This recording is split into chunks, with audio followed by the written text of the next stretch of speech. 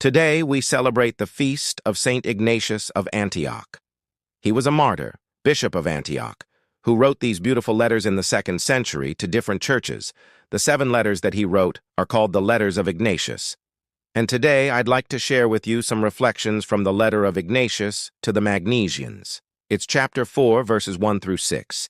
Here we read, Ignatius, bishop of the Church of Antioch, to the church which is my own in Christ Jesus, which presides in the greatness of God the Father, and from whom I have received the name of Christianity, to those who love him, being bound with the purpose of martyrdom, I salute you in the name of our Lord Jesus Christ and of his Father, who, for our sins has been made sin for us, who has taken our nature upon himself, that he might free him that was a bond, servant of the law, that he might deliver us from the law of the commandments, having nailed it to the cross.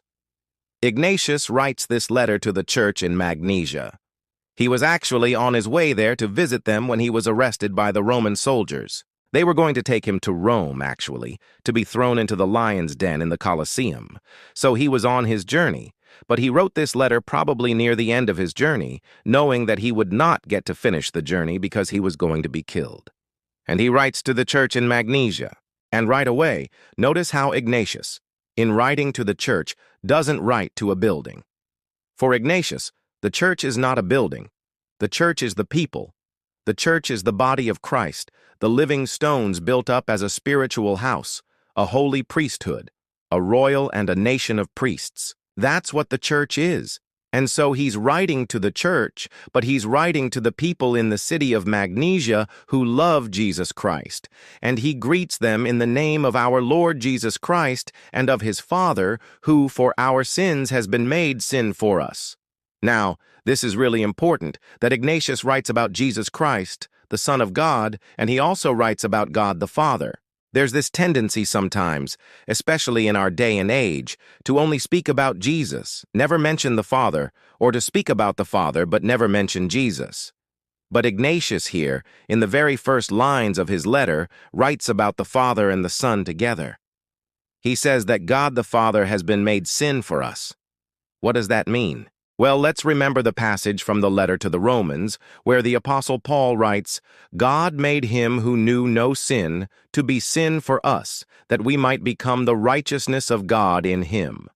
1 Corinthians chapter 5, verse 21. So Ignatius here is alluding to that passage from Romans. God made Jesus, who knew no sin, to be sin for us, to be the sin offering for us. Jesus took on our sins, our sin nature, our sinfulness, our sin, and he became sin for us so that we could become the righteousness of God in him.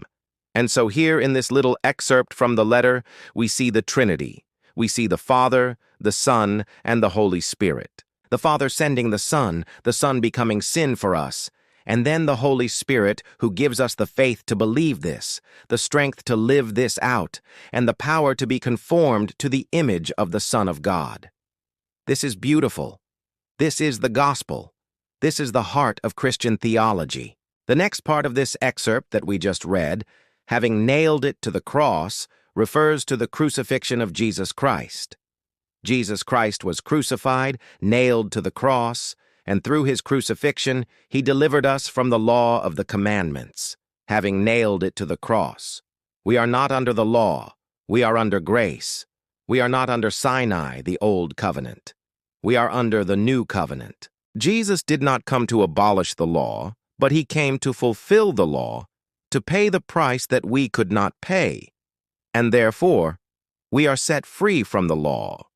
We are set free from the curse of the law.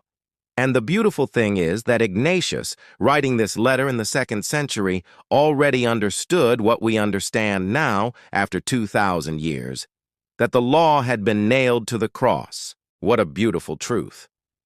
My brothers and sisters, if you are struggling with the law right now, if you feel like you are under the law and you cannot keep the law, and you're trying to keep the law, and you feel condemned, know this: the law was nailed to the cross.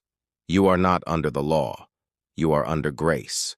Believe it, receive it, rest in it, and live from it. Until next time, shalom.